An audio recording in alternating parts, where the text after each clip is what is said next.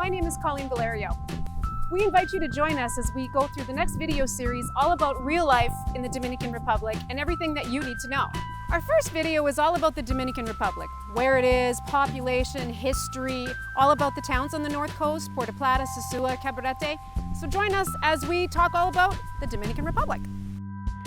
Dominican Republic is like no other place. This country offers a stunning topography with large mountains, deep valleys, and beautiful beaches, making for a diverse landscape. 3 large mountain ranges run through the island, and there are almost 1,000 miles of beautiful beaches.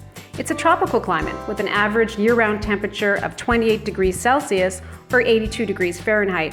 Summer and winter vary only slightly, and the DR enjoys a steady climate with no extreme highs or extreme lows. There are no large predator animals to eat you, and the north coast of the DR does not even experience hurricanes. This is one of the most idyllic climates on Earth. This is a country of firsts. It was the first country discovered in the Caribbean, in the Americas by Christopher Columbus. Although there has always been people living here, it was the Taino Indians, and you can still see some great archaeological finds regarding their culture. And they're still here as part of the Dominican people as well. But in 1492, Columbus sailed into the harbor here at Puerto Plata and eventually set up Santo Domingo, which is the first city in the Americas, the first university, the first street, the first cathedral, the first of a lot of different things happened here. And so this is a very ancient culture, well over 500 years old. And if you go to Santo Domingo, it's a UNESCO World Heritage Site. And even here locally in Puerto Plata, you can go to Fort San Felipe, which is also a 500-year-old fort and has been used for all kinds of things, including guarding against pirates. So we are in the Caribbean. So this country is located about 1,000 miles southeast of Florida. So we're not too far from Cuba, right smack in the middle of the Caribbean.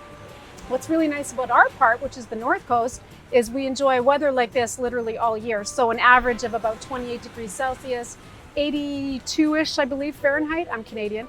And we are very hurricane resistant. We've never had a recordable hurricane on the north coast in the Puerto Plata, Sosúa area. This is one of several just gorgeous beaches along the north coast. We just have so many public beaches that are never crowded, that you can go to anytime. Either have your service, where they bring you your chair and your drinks and your food on the beach, or you can bring your cooler and do your own thing, which is kind of why I liked it here. It's very still Caribbean with all the charm, but really we're not like that touristy. We have a lot of tourism, but we haven't become touristy. The first people were the Taino Indians, and you can actually go and see a lot of their cave writings and things like that here. They were the indigenous tribes of the area, and you'll still see in stores those little stone little guys with the flat heads, kind of almost Polynesian looking. That's a Taino Indian, and you see the little symbols all over. So they've incorporated that culture here. In fact, they did some DNA in the Dominican people a few years ago and found out that a significant portion of their DNA is still the indigenous people of the area. This area is called the Amber Coast because we have amber, and this is a place where they mine amber. They also call Puerto Plata the Silver Coast because it looks silver at night. But yeah, this is one of the main places in the Dominican where they have amber. In fact, remember that cane that the guy had in Jurassic Park with the big bug in it? Yes. That's from here. It's actually on display at the museum.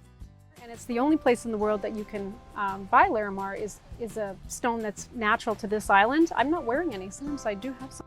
I saw some. I was in Canada and I saw it in a jewelry store and it was astronomically expensive. It's quite reasonable here. It's the natural stone of the DR. The Dominican peso is printed by the Canadian Mint. I think Canada actually prints money for a lot of countries, but we definitely print the money from here. So the currency here is the Dominican peso, which is different in value from the Mexican peso.